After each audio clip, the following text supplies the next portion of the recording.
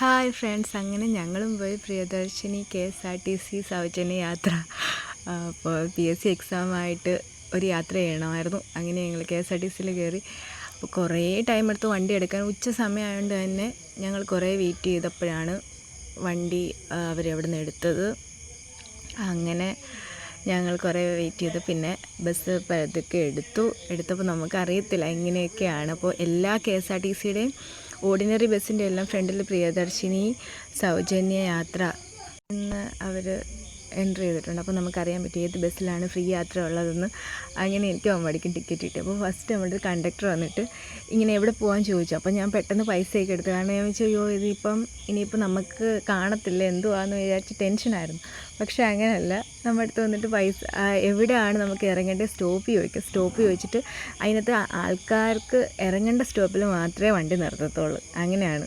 അപ്പോൾ എല്ലായിടത്തും നിർത്തി പോകത്തുമില്ല. അങ്ങനെ എന്നിട്ട് അതിൽ 0 എന്നായിരിക്കും എൻട്രി ചെയ്തേക്കുന്നത്. എമൗണ്ട് നമുക്ക് കൊടുക്കണ്ടാത്തതുകൊണ്ട് ആ എമൗണ്ട് മേലിൽ കാണിച്ചുകൊണ്ട് ടിക്കറ്റിനകത്ത് 0 എന്ന് മാത്രമേ കൊടുക്കത്തുള്ളൂ. അപ്പോൾ അങ്ങനത്തെ യാത്രയായിരുന്നു. അങ്ങനെ യാത്രയൊക്കെ സ്മൂത്തായിരുന്നു. പിന്നെ ഒത്തിരി സ്ത്രീകളായിരുന്നു കൂടുതൽ. അപ്പോൾ അവർ ഇങ്ങനെ നല്ല എല്ലാവരും വർത്താനമൊക്കെ പറഞ്ഞ് എൻജോയ് ചെയ്തൊക്കെയായിരുന്നു പൊയ്ക്കൊണ്ടിരുന്നത്. ഞങ്ങൾ വന്ന ബസ്സിൽ അങ്ങനെ ആയിരുന്നു. അപ്പോൾ ഒരു ദിവസം ഞാൻ 2 ബസ് മാറിക്കറിയ 2 ബസ്സിലും എനിക്ക് ടിക്കറ്റ് കിട്ടി. ആവശ്യ യാത്രയ്ക്ക് നമുക്ക് എപ്പോഴും ഉപകാരമാണ്. അപ്പോൾ താങ്ക് യു. പ്രിയദർശിനി യാത്രയുടെ ടിക്കറ്റ് കിട്ടിയ സന്തോഷമാണ് എൻ്റെ മുഖത്ത്.